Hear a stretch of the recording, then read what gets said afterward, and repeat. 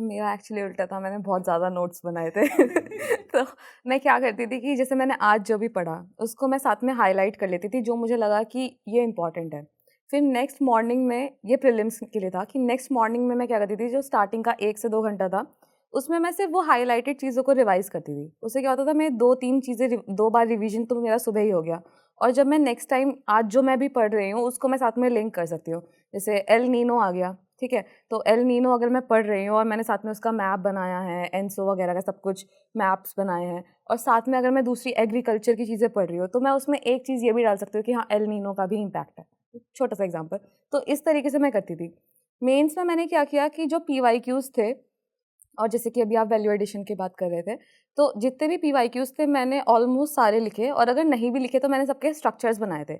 और मैंने क्या किया कि पीवाईक्यूज में जो करंट डेटा है या फिर जो केस स्टडीज़ है, उनको मैं लगातार मेंशन करती रहती थी, ताकि जब मैं एंड टाइम पे लिखूं तो वो मुझे एकदम से याद आए, क्योंकि कई बार वो नहीं आता है याद। जो तुमने पढ़ा है उस वक्त, जो तुम्हारे पास रिकॉर्ड है, वही याद आएगा, वही लिख पाओगे। तो ये चीज़ें मुझे हेल्प करी। ठीक है, ये जो अभी टाइम चल रहा है ना, जुलाई अगस्त सितंबर, ये वाला, इस टाइम दो तरीके के एस्पिरेंट्स होते हैं, जो मेंस लिख रहे हैं और जो नेक्स्ट ईयर के प्री के लिए प्रिपेयर कर रहे हैं।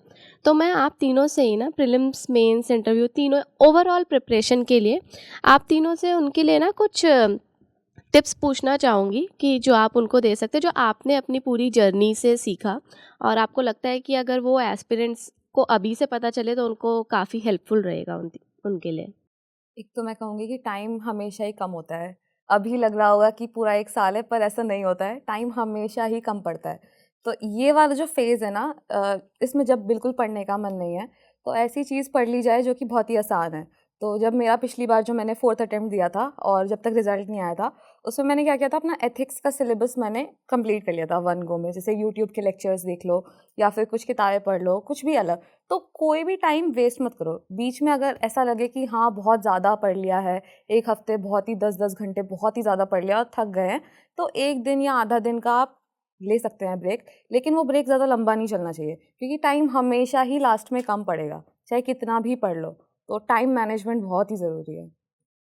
इसमें मैं ये चीज़ बोलूँगा, जो अभी जिनका मेंस है वो तो अपना फोकस वही करें कि जो अगर शॉर्ट नोट्स रेडी नहीं है तो शॉर्ट नोट्स रेडी करें, और अपना रिवीजन करें जीएस के सिलेबस का और ऑप्शनल के नोट्स का, और फिर टेस्ट देने स्टार्ट कर दें अगस्त या लेट अगस्त से, क्योंकि मिड सितंबर में शायद मेंस है इस बार। तो उनका तो मतलब सेटल्ड है सब कुछ कि हमें क्या पढ़ना है, कैसे पढ़ना है। जिसका जो चीज़ लैक कर रही है वो आई थिंक जून और मिड जुलाई तक फिनिश हो जानी चाहिए। मिड जुलाई के बाद ऐसा नहीं होना चाहिए कि अभी भी कुछ मेजर चंक सिलेबस का रहता है या कुछ चीज़ अनप्रिपेयर्ड है। मिड जुलाई तक, मतलब उसके बाद you can not afford that, क्योंकि मिड जुलाई से मिड अगस्त और लेट अगस्त तक तुम्हें सारा रिविजन करना है, सारे वैल्यू एडिशन तो अपने पक्के करने हैं, और आखिरी 15 दिन रिवाइज और टेस्ट देने हैं।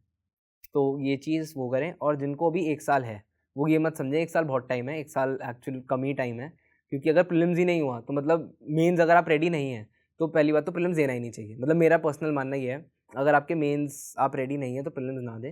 मतलब मेंस एटलीस्ट कुछ लेवल तक रेडी हो, और अब प्रीलिम्स नहीं हुआ तो यू हैव दिस अपॉर्चुनिटी कि आप टाइम अपना वैल्यूएबल तरीके से यूज़ करें, क्योंकि बहुत सारे 50% ऑफ कॉम्पिटिशन ना इस समय नहीं पड़ेगा। 50% ऑफ कॉम्पिटिशन इस समय 3 महीने ख़राब करेगा, और सितंबर अक्टूबर में जागेगा कि यार पढ़ लेता हूँ, क्योंकि जनवरी से प्रीलिम्स का दोबारा पढ़ना है। तो ये अच्छा टाइम है। मेरा जब फर्स्ट प्रीलिम्स नहीं हुआ था तो उसके बाद मैंने ऑप्शनल उठा लिया था, क्योंकि एनीवेज ऑप्शनल ही पढ़ना था, मेरा ऑप्शनल ही थोड़ा वीक था। एंड अगर प्रीलिम्स होता भी तो भी ऑप्शनल पढ़ना था, नहीं होता तो भी ऑप्शनल पढ़ना था। तो मैं यही रिकमेंड करूँगा कि अभी 3 महीने ऑप्शनल पढ़ें। 3 महीने में अपना ऑप्शनल पूरी तरीके से कंप्लीट करके, शॉर्ट नोट्स बना के, थोड़ी बहुत सेक्शनल आंसर राइटिंग करके एक अच्छा कॉन्फिडेंस बना लें अपना ऑप्शनल का।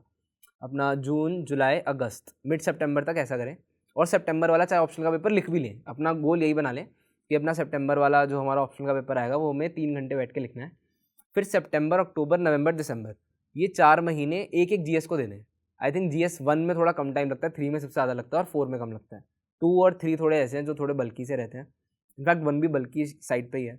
तो 1 2 3 4 ये 4 पेपर आप कंप्लीट करेंगे इन 4 महीनों में, सितंबर अक्टूबर नवंबर दिसंबर।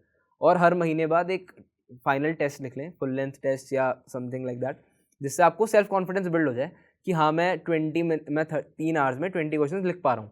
क्योंकि आधे बच्चों का प्रीलिम्स के बाद ये होता है कि पेपर ही कंप्लीट नहीं हो रहा, तो वो ना टेंशन बहुत बुरी रहती है कि यार हमारा तो पेपर ही कंप्लीट नहीं हो रहा, कैसे होगा। तो ये टेंशन ना लें और उसको दिसंबर तक अपना गोल बनाएं कि सारे जीएस को हम एक एक बार लिख लें और टाइमली कंप्लीट हो रहे हैं हमारे जीएस के पेपर्स। दिसंबर तक ये कंप्लीट हो जाएगा, फिर जनवरी से अपना नॉर्मल प्रीलिम्स की तैयारी करें। और जो शॉर्ट नोट्स बनाए हैं ना इन महीनों में, ऑप्शनल के और एक एक महीने जो जीएस को दिया है, उन शॉर्ट नोट्स को रिवाइज करते रहें जनवरी फरवरी तक। फेब तक उनको रिवाइज करें, फेब के बाद बिल्कुल छोड़ दो।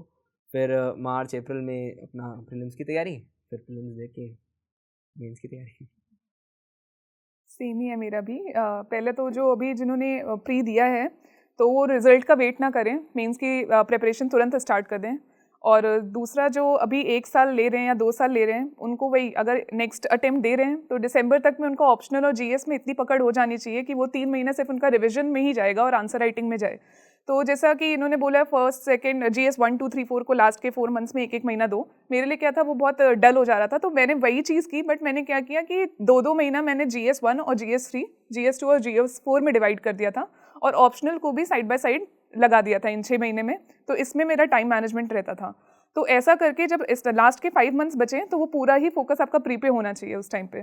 तो आप तब तक आपके नोट्स अगर आप बना रहे हो तो नोट्स रेडी रखो, और उस टाइम पे फिर प्री पे फोकस करके आप CSAT को बिल्कुल मत छोड़िए, क्योंकि CSAT बहुत ही अनप्रिडिक्टेबल है। लास्ट ईयर बहुत टफ था, इस साल थोड़ा बोल रहे हैं कि उससे कम लेवल है, तो नहीं पता कि नेक्स्ट ईयर कैसा आएगा। तो CSAT को भी नहीं भूलना है। तो प्री के साथ इन दोनों चीज़ों को लेके फिर एग्जाम के लिए अटेम्प्ट दें। इसमें मैं एक चीज़ और ऐड करूँगा, ये जो बताया है ये ना आइडियल है काफ़ी, तो हो सकता है ये फॉलो ना हो, क्योंकि मेरा भी नहीं हुआ था, शायद मैम का भी ना हुआ हो। अच्छा, मेरा तो पर्सनली नहीं हुआ था।